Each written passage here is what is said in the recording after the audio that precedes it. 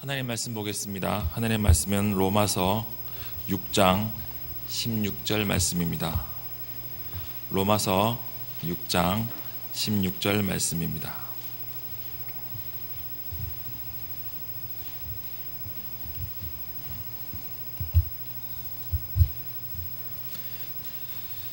다 찾으신 줄 알고 함께 한 목소리 읽도록 하겠습니다. 시작. 너희 자신을 종으로 내어 주어 누구에게 순종하든지 그 순종함을 받는 자의 종이 되는 줄을 너희가 알지 못하느냐?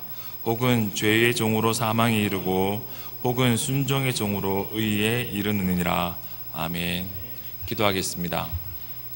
하나님 아버지 은혜를 감사합니다. 주님 우리를 사랑하여 주셔서 주님 앞에 나와 예배할 수 있도록 이 자리 가운데 인도하여 주심을 감사합니다. 특별히 우리가 주님 앞에 소원 들고 예물을 드리며 주님 앞에 나왔습니다. 감사함을 하는 마음으로 주님 앞에 나왔습니다.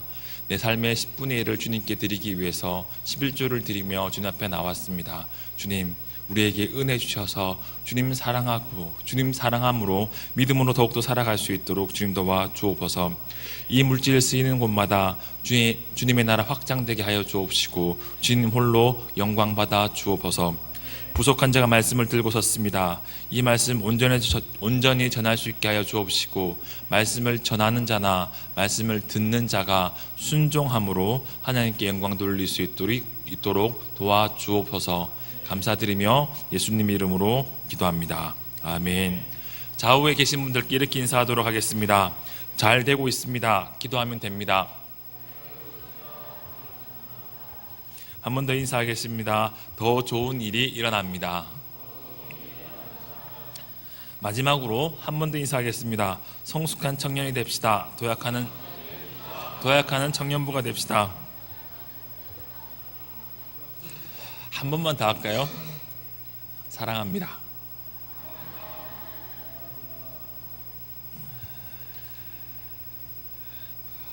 설교를 할 때마다 매번 강단에 올라올 때마다 생각과 느낌이 굉장히 다르거든요. 그런데 어떤 날은 편안한 날이 있고 어떤 날은 굉장히 떨리는 날이 있습니다. 오늘은 정말 떨리는 날이네요. 왜 그럴까요? 오늘 말씀을 통해서 여러분 삶 가운데 내 마음속에 여러분 마음에 있는 죄가 숨어 있다는 사실을 알 수 있는 은혜가 있었으면 좋겠습니다. 그리고 더 나아가서 그 죄와 싸워서 이기기 위해서 주님의 십자가 앞에 한 걸음 한 걸음 더욱더 나가길 결단하고 기도하는 은혜가 있길 주님의 이름으로 축원드립니다. 한 10년이 좀 더 지난 일입니다. 10년 전에 그때도 청년부를 맡고 있었습니다. 청년부를 맡으면서 2, 3년에 한 번씩 꼭 하는 세미나가 하나 있는데 결혼 연애 세미나입니다.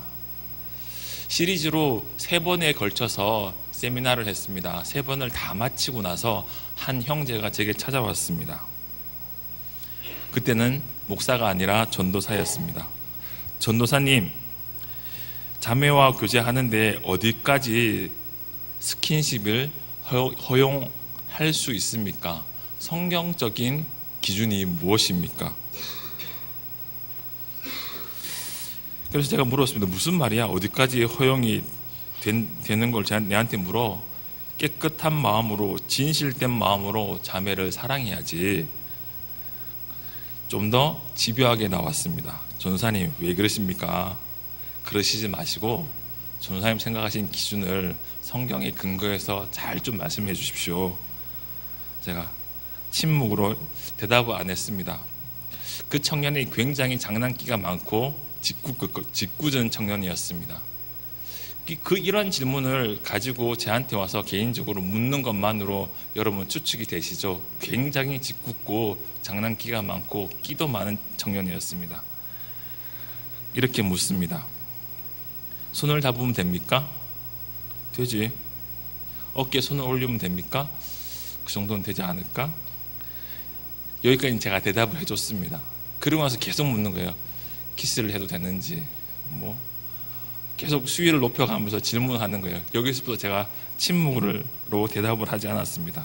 그리고 마음속에 이 친구가 듣고 싶은 얘기는 다른 것이구나라는 사실을 알았습니다. 잠시 분위기를 바꿔서 이 중에 교제하고 있는 형제나 자매가 있다. 한번 손 한번 들어보시겠어요? 왜 갑자기 손을 안 드십니까? 자, 김문국 형제, 왜 손을 왜 안 드세요? 안 물어볼 겁니다. 그냥 한번 손 한번 들어보세요. 얼마만큼 교제하고 있나 뭐 알고 싶어서 그렇습니다. 손 한번 들어보시겠습니까? 별로 없네요. 더 많은 것 같은데, 더 많을 것 같은데.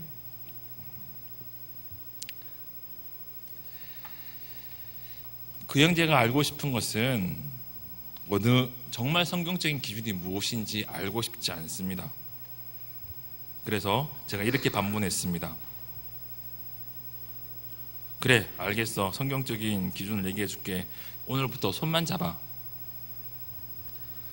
어떤 반응이 나왔을까요? 버럭하면서, 선생님 왜 그러십니까? 아까 된다 그랬잖아요. 이거 아니잖아요. 거 봐. 너는 성경적인 기준을 알고 거기에 순종하고 싶어서 내한테 묻는 게 아니잖아. 정말 내가 여기까지야 라고 말하면 그 기준을 지키려고 나에게 묻는 거야? 그 형제가 제게 그 질문하는 것은 순종을 하기 위해서 질문을 하는 것이 아니었습니다. 불순종하지 않기 위해서 불순종하지 않을 수 있는 마지노 기준을 알고 싶어서 물어본 거죠. 바꿔서 말해서 자매를 진실된 마음으로 깨끗한 마음으로 사랑하고 교제하기 위해서 물어본 것이 아니라 타협점을 찾고 누구도 비난하지 못할 타협점을 찾고 그 타협점 뒤에 숨고 싶어서 내게 찾아온 것입니다. 그리고 그 숨는 타협점은 윤희진 전도사라는 그 이름 뒤에 숨는 것입니다. 제가 말하는 기준이 잘못됐으면 자기는 잘못한 거 없고 전도사님이 잘못 알려줬기 때문에 나는 거기까지 갔다 했다라고 말하기 위해서 저에게 그 질문을 하는 것이었죠. 그 형제의 질문이 제게 굉장히 어려웠던 이유는 담임 목사님의 아들이었습니다. 제가 그래서 그 형제에게 한마디 더 말을 해줬는데 그 얘기는 나중에 기회가 되면 결혼연애 세미나 때 말씀해 드리겠습니다. 자기 마음속에 음란한 마음이 있고 그것을 가만히 내버려 두고 행함의 수준에 있어서 어느 누구도 죄를 범했다, 불순종했다라는 말할 수 없는 그 수준 안에서 자기를 만족시키는 악한 생각들을 하기 위해서 제게 물었던 것입니다. 적당한 수준으로 순종하고 그 수준을 찾기 위해서 성경을 찾고 타협점을 찾는 것은 나름 경건하다라고 생각하는 사람들, 나름 신앙이 있다라고 하는 사람들이 죄를 범하기 시작할 때 찾는 방법입니다. 성경은 전적인 순종을 이야기하지 타협점이 있는 순종을 이야기하지 않습니다. 순종의 타협점을 찾는 것 그 자체가 죄의 시작입니다. 그 순종의 타협점을 찾는 것은 내가 이미 죄를 사랑하고 있고 죄를 범하진 않았지만 그러나 내 마음속에 죄를 키우고 있다는 증거입니다. 그리고 내 마음 가운데 죄를 품는 것을 통해서 죄가 주는 묘한 쾌감을 즐기고 있다는 것이죠. 그렇게 적당한 경계선을 찾아서 줄타기를 하는 성도들 마음 가운데는 이런 생각이 있습니다. 내가 구체적으로 죄를 짓지 않았지만 그리고 않고 있기 때문에 구체적인 죄를 짓고 있지 않고 있기 때문에 내가 죄를 지배하고 내가 적당한 선에서 하나님 또 뭐라 하지 못할 수준으로 내가 죄를 즐기고 있다. 내가 원한다면 언제든지 그 죄를 끊어낼 수 있다라는 착각을 하고 있는 것이죠. 오늘 본문의 말씀을 보겠습니다. 16절에 이렇게 시작하고 있죠. 너희 자신을 종으로 내주어 누구에게 순종하든지, 너희 자신을 종으로 내주어 누구에게 순종하든지라고 오늘 본문은 시작하고 있습니다. 이 말씀을 좀 더 알아듣기 쉽게 원문으로 직역을 좀 해보았습니다. 너는 너 자신을 누구에게 종으로 선물을 할 때, 너는 너 자신을 누구에게 나를 선물을 해주는데 나를 종으로 주는 것입니다. 내가 누군가에게 선물을 합니다. 성경책이죠. 성경책을 누구에게 줍니다. 그 사람은 그 성경책을 받죠. 내가 누군가에게 나를 선물로 줍니다. 그런데 선물을 줄 때 나를 주는 대상에게 종으로 줍니다. 무슨 말씀인지 이해되십니까? 죄를 범하고 죄를 소유하는 것을 통해서 내가 죄를 통제할 수 있다고 생각하는 것은 착각입니다. 죄를 범하게 되면 내가 죄의 종이 되는 것이지 내가 죄를 통제할 수 있는 것은 불가능한 일입니다. 인생의 주인이 누구입니까? 내 삶의 순종을 바치는 대상이 나의 인생의 주인입니다. 순종을 하면 자기를 선물로 그 대상에게 종으로 주게 되는 것입니다. 죄를 범할 때, 쾌락을 느낄 때 우리가 죄를 소유하고 죄를 지배하는 것은 착각입니다. 죄를 소유하는 것이 아니라 우리가 죄의 소유가 되는 것입니다. 순종의 타협점을 찾는 것은 그 자체가 죄를 마음에 품는 것입니다. 죄가 내 마음을 지배하는 것입니다. 그래서 순종의 타협점을 찾는 그는 이미 죄에 넘어가기 시작한 사람인 것입니다. 여러분들은 죄의 지배 아래서 자유롭게 살아가고 있습니까? 그 죄의 지배 아래서 벗어나서 온전히 주님 앞에 나아가는 믿음으로 살아가고 있습니까?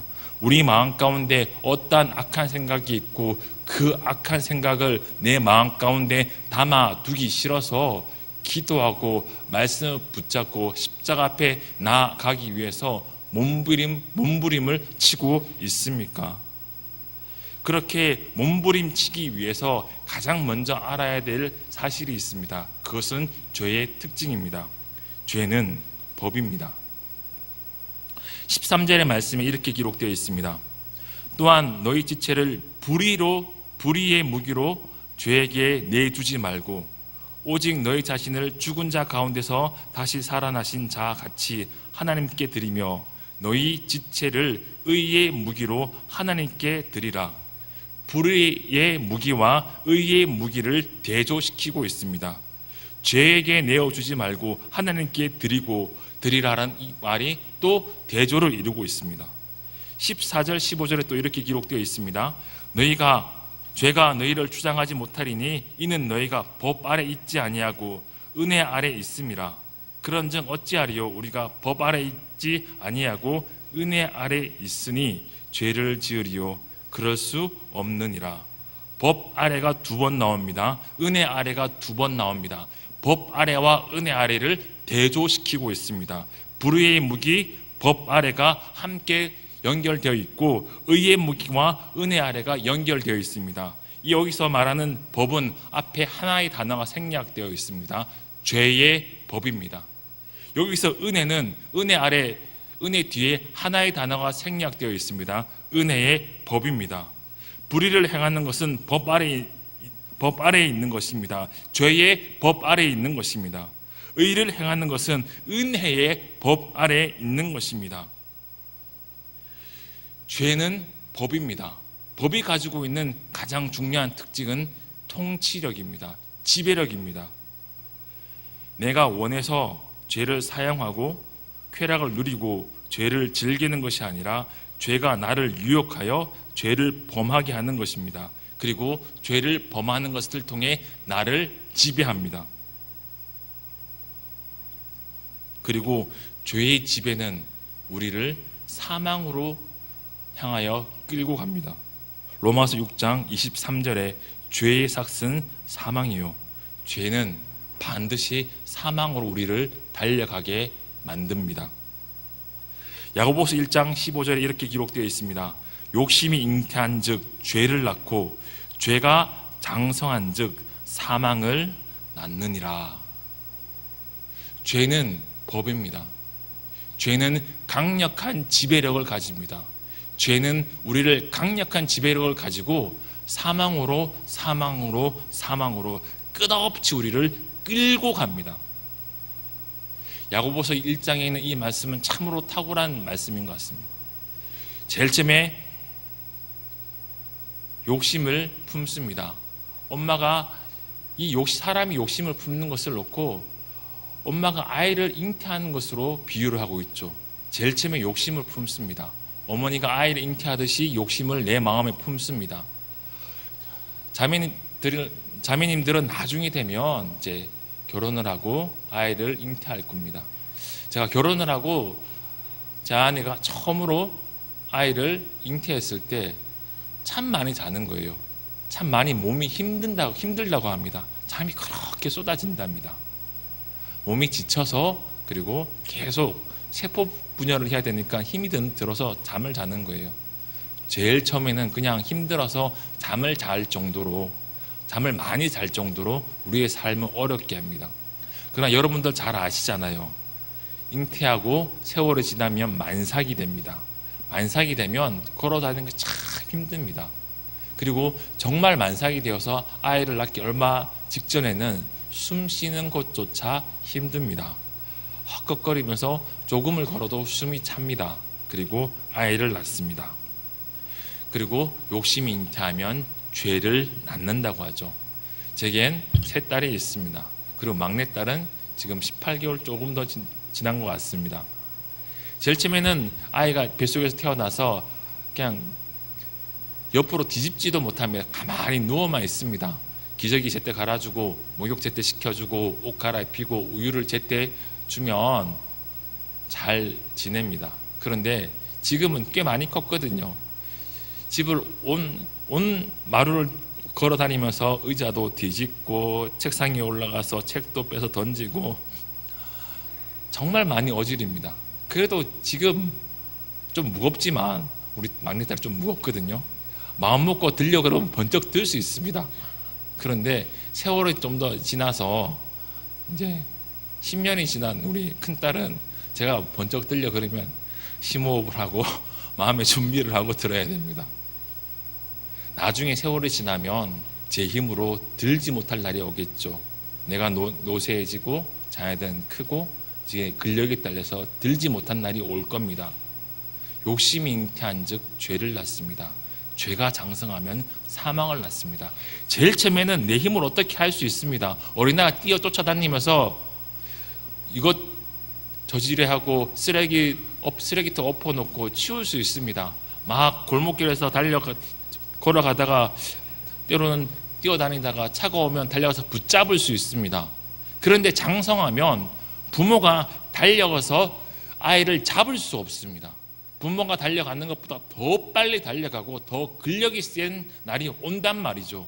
죄는 가만히 있지 않고, 우리 마음에 있는 욕심은 가만히 있지 않고 그 욕심을 가만히 내버려 두면 성장해서 부모를 끌고 다니는 날이 오듯이, 자녀들이 부모를 끌고 다닐 수 있는 힘이 생기는 날이 오듯이 우리의 인생을 끌고 다녀서 나중에는 사망으로 우리를 이끌어가는 것입니다.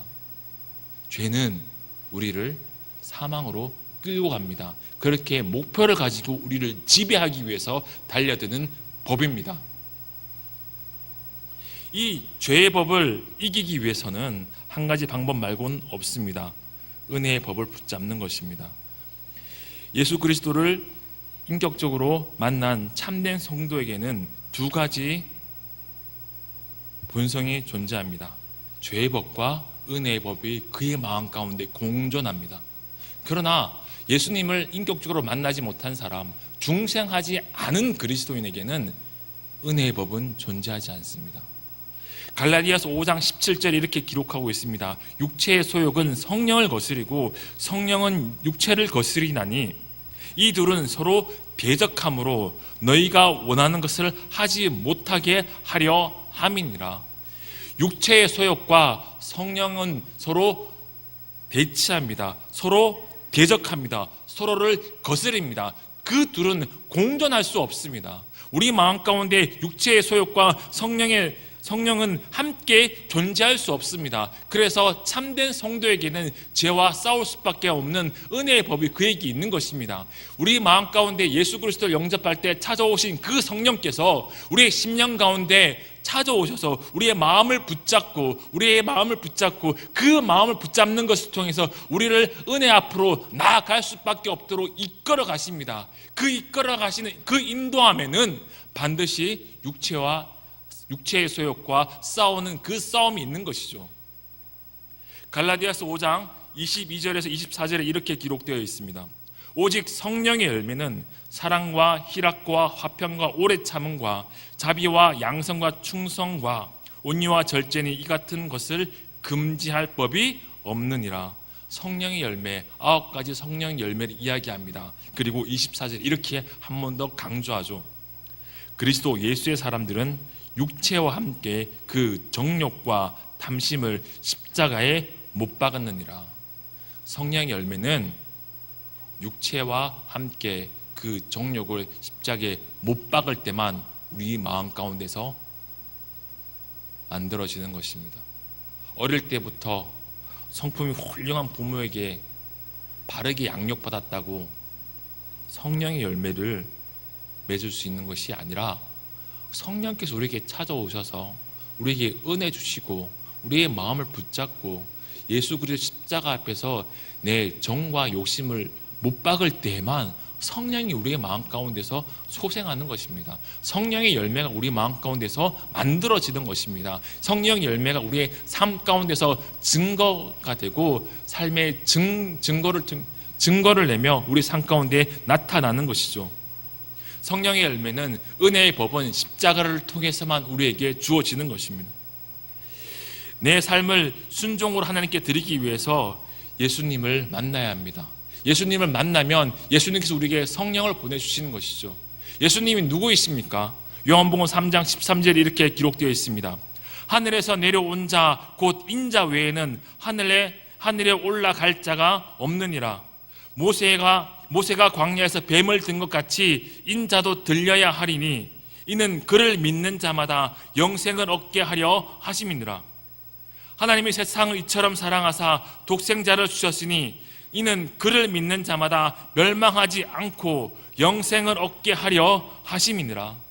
하늘에서 내려온 자 곧 인자 외에는 하늘에 올라갈 자가 없습니다. 예수님께서 그냥 사람이 아니시잖아요. 예수님께서는 하나님이십니다. 예수님께서는 창조주이십니다. 창조주이신 그 예수님께서 하늘에서부터 땅으로 내려오셨습니다. 예수님께서 피조물이 되어서 사람이 되셨습니다. 예수님께 십자가에 못 박혀 죽는 것을 통해서 하나님 아버지께로 돌아가게 되죠. 그리고 그 십자가의 사건을 통해서 누구든지 예수를 믿으면 하나님 아버지께로 갈 수밖에 없는 그 믿음의 길을 여셨습니다. 나는 곧 길이요 진리요 생명이니 나로 말미암지 않고는 아버지께로 올 자가 없느니라고 주님께서 말씀하셨습니다. 예수님은 유일한 길입니다. 예수님은 유일한 진리입니다. 예수님 유일한 생명이신 분이십니다. 그 길이요 진리요 생명이신 예수님께서 십자가에 몸찢겨 피 흘려 죽으시는 것을 통해서 우리에게 하나님 아버지의 사랑을 증명해 내셨습니다. 십자가에 못 박히신 그 예수 그리스도는 나의 죄를 대신 지고 십자가에 못 박혀 죽으셨습니다. 내 죄의 무게는 창조주이신 하나님께서 사람이 되어 십자가에 못 박혀 죽어야만 해결될 수밖에 없는 너무나 큰 죄입니다. 저는 누군가를 죽인 적도 없고 큰 돈을 훔친 적도 없습니다. 나름 괜찮은 사람인 것 같습니다. 대학교도 제대로 나오고 대학원 또 졸업을 했습니다. 목사 안수를 받았습니다. 그럼에도 불구하고 내 죄를 내 힘으로 내 능력으로 어찌할 수가 없습니다. 왜냐하면 내 죄가 너무 커서 하나님이신 예수님이 십자가에 못 박혀서 죽지 않고서는 내 죄를 해결할 수가 없습니다. 오늘 장로님 두 분 오늘 인사하셨잖아요. 그 말씀을 들으면서 참 마음이 뜨거워졌습니다. 장로님께 인사 말씀하시면서 장로님들이 청년 여러분들을 사랑합니다 라는 말을 하는데 제 마음이 뭉클했습니다. 제가 여러분의 선배입니다. 고등부 출신입니다. 청년부 출신입니다. 장로님도 여러분들 사랑합니다. 그렇게 말씀하신 그 좋으신 훌륭하신 장로님도 자기 죄를 자기 힘으로 어찌할 수가 없습니다. 인간의 결국은 죄 가운데 죽는 것입니다. 인간의 모든 삶의 마지막은 죄 가운데 죽는 것입니다. 그 죄 가운데 죽는 우리를 해결할 수 있는 유일한 방법은 하나님께서 사람이 되어 우리가 짊어져야 하는 모든 죄의 진노를 십자가에서 짊어지시고 죽는 것 말고는 방법이 없었습니다. 그래서 예수님께서 십자가에 못 박혀 죽으셨습니다. 예수님께 십자가에 못 박히실 때 가장 먼저 하신 말씀은 이것입니다. 아버지, 저들을 사하여 주옵소서. 저들이 하는 일을 알지 못합니다. 아버지, 저들을 사하여 주옵소서. 저들이 하는 일을 알지 못합니다라고 외치시면서 십자가에서 죽어 가셨습니다. 주님께서는 십자가에 못 박혀 죽으실 때 채찍을 맞으시고 피투성인 몸으로 십자가에 못 박히셨습니다. 그 육체의 고통이 너무나 큼에도 불구하고 예수님의 눈에는 십자가에 자기를 못 박는 사람들이 눈에 보였습니다. 예수님께서 우리를 사랑하시고 그렇게 십자가에 짊어지셨습니다. 십자가에서 예수님의 사랑을 깨달을 때 우리는 주님을 사랑할 수 있습니다. 십자가에서 예수님께서 나의 죄를 다 짊어지셨다는 사실을 깨달아 알 때 우리는 예수님을 사랑할 수 있게 되는 것입니다. 예수님을 사랑할 때 우리는 예수님의 계명을 지킬 수 있게 되는 것이죠. 요한복음 14장 15절에 이렇게 기록되어 있습니다. 너희가 나를 사랑하면 나의 계명을 지키리라. 너희가 나를 사랑하면 나의 계명을 지키리라. 사랑하지 않고 주의 말씀 앞에 순종할 수 없습니다. 내가 죄를 사랑하는 이유가 죄를 짓는 이유가 무엇입니까? 죄를 사랑하기 때문입니다. 우리가 예수님의 말씀을 순종하고 싶어도 예수님의 말씀에 순종하지 못하는 이유가 무엇입니까? 예수님을 사랑하지 않고 죄를 사랑하기 때문입니다. 오늘 설교 처음에 언급했던 그 형제가 끊임없이 순종의 타협점을 찾으려고 하는 이유가 무엇입니까? 어려서부터 성경을 들어왔습니다. 어려서부터 예수님이 누구인지 들어왔습니다. 어려서부터 예배에 참석하고 기도하며 훈련을 받았지만 그럼에도 불구하고 그 형제의 마음 가운데 예수님을 사랑하는 마음이 없으니까 그 형제의 마음에 있는 음란한 마음을 만족시키기 위해서 그 무언가를 할 수밖에 없는 것입니다. 끊임없이 경계점을 찾고 끊임없이 타협점을 찾고 그 타협점을 찾아서 그 뒤에 숨고 싶어하는 것이죠. 오늘 본문 말씀에 이렇게 기록되어 있습니다. 너희 자신을 종으로 내어주어 누구에게 순종하든지 그 순종함을 받는 자의 종이 되는 줄을 너희가 알지 못하느냐? 혹은 죄의 종으로 사망에 이르고 혹은 순종의 종으로 의에 이르느니라. 죄의 종의 인생을 살던가 순종의 종의 인생을 사는 것, 이 두 가지 인생 말고는 성경은 이야기하고 있지 않습니다. 그 중간 지대는 없는 것입니다. 그 중간에 타협점은 없는 것입니다. 여러분들은 무엇을 사랑하고 여러분들은 무엇을 붙잡고 무엇을 쫓아가고 있습니까? 무엇에 순종하며 여러분의 사랑을 바치고 있습니까? 무엇에 순종하며 여러분의 육체를 바치고 있습니까? 여러분 마음 가운데 무엇이 있습니까? 제 기억 속에 저는 중학교 2학년 때 예수님을 처음으로 만났습니다. 중학교 2학년 여름 수련회 때 그렇게 눈물 흘리며 기도했던 그 순간들을 아직도 잊을 수 없었습니다. 그리고 나서 신앙생활을 하면서 이제 그때 교회 분위기가 그랬습니다. 하루에 1시간씩 교회에 와서 기도했습니다. 새벽 기도실을 항상 열어두었거든요. 새벽 기도실에 와서 기도하고 독서실을 가고, 독서실에서 집에 갈 때 새벽 기도실 들러서 기도하고 1시간 기도하고 집에 가고, 그런 삶을 오랫동안 살았습니다. 그렇게 살면서 하나님께 기도하면 주님께서 내 기도에 응답해 주시는 경험을 참 많이 경험했습니다. 그럼에도 불구하고 내 마음 가운데 정말 예수님께서 나의 죄를 위해 십자가에 못 박혀 죽으셨는가, 그렇게 나를 사랑하시는가, 하나님께서 정말 그렇게 나를 사랑하시는가라는 의문을 들 때가, 의문의 마음이 들 때가 참 많았습니다. 여러분들 마음 가운데 주님을 사랑하는 마음이 있습니까? 주님이 나를 사랑한다는 사실을 깨달아 알고 그 사랑 때문에 주님을 사랑할 수밖에 없는 그 마음이 여러분 심령 가운데 지금 현재 살아 있습니까? 신앙은 살아있는 현재에 사는 것입니다. 우리가 죄와 타협하는 이유가 무엇입니까? 우리가 죄와 타협할 수밖에 없는 이유는 정말 예수님을 사랑하지 않기 때문입니다. 과거에 하나님의 은혜를 경험했습니다. 과거에 예수님을 정말 사랑했습니다. 그러나 그것은 과거의 이야기고 지금 현재 주님을 뜨겁게 사랑하지 아니하면 내 마음을 죄에게 드릴 수밖에 없는 것입니다. 내 마음을 순종으로 죄에게 드리고 내 육체를 불의의 무기로 내어줄 수밖에 없는 것이 우리의 인생입니다. 얼마만큼 신앙생활을 해왔는가? 그런 것이 중요한 것이 아닙니다. 얼마만큼 오랫동안 성경을 읽어왔고 신앙 봉사를 해왔는가? 그것이 중요한 것이 아닙니다. 지금 현재 내가 주님을 사랑하는 것입니다. 지금 현재 나를 위해서 예수님께서 십자가에 못 박혀 죽으셨다는 사실을 깨달아 아는 것입니다. 그것만이 내 안에 있는 죄와 싸울 수 있는 유일한 힘입니다. 주님께서 우리에게 은혜 주실 줄로 믿습니다.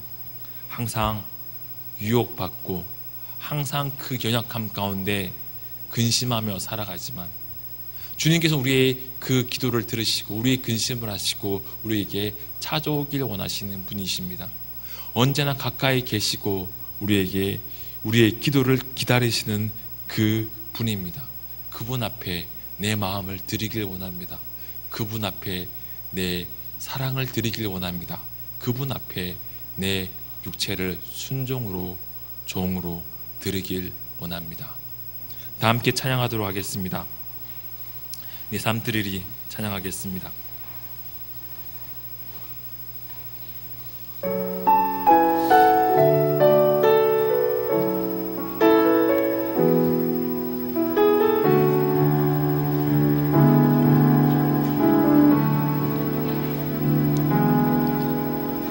소망 없는 내 삶에 새 생명 허락하신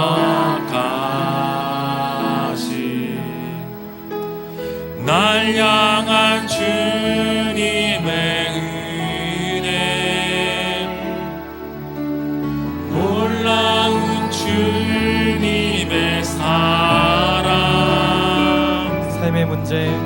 삶의 문제 힘겨워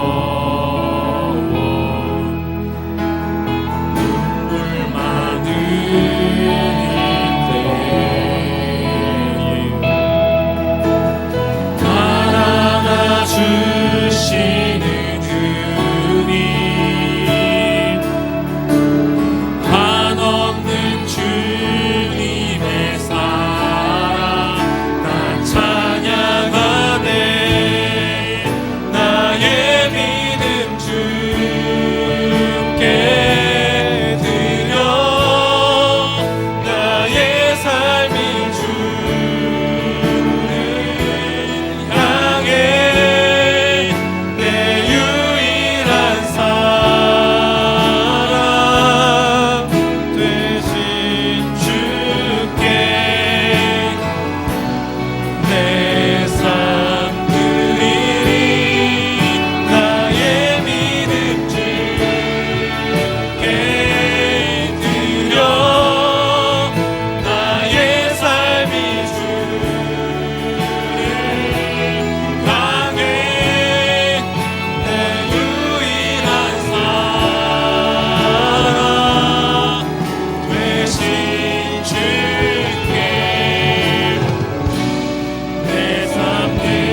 나의 믿음 주께 드려 나의 믿음 나의 믿음 주께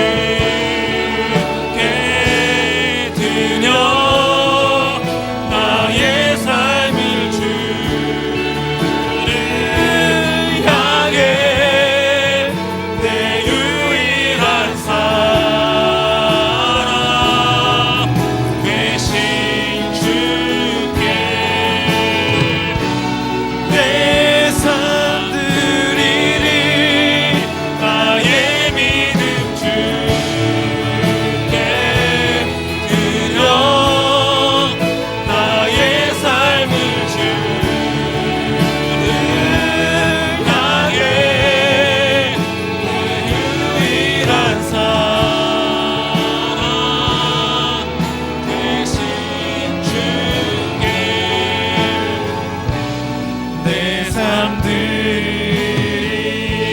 함께 기도하도록 하겠습니다. 주님, 우리에게 죄와 타협하지 않을 수 있는 은혜를 달라고 십자가에 못 박혀 죽으신 주님의 그 십자가를 내가 믿음의 눈으로 바라볼 수 있게 해달라고 특별히 주님께서 십자가에서 외치신 아버지 저들을 사하여 주옵소서 저들이 하는 일을 알지 못합니다라고 외친 그 음성을 듣고 주님의 사랑을 깨달아 알게 해달라고 다 함께 주님 부르고 기도하도록 하겠습니다.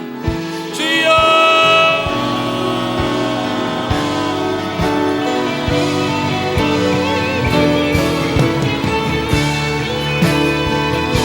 하나님 아버지 감사합니다. 주님 우리를 사랑하여 주시길 원합니다. 주님 우리 은혜 풀어주시길 원합니다. 주님 그 십자가 비밀로 나아갈 수 있도록 주님 도와주시길 원합니다. 우리 사랑하는 제일 성도의 청년들 한 명을 붙잡아 주사 주님 죄와 타협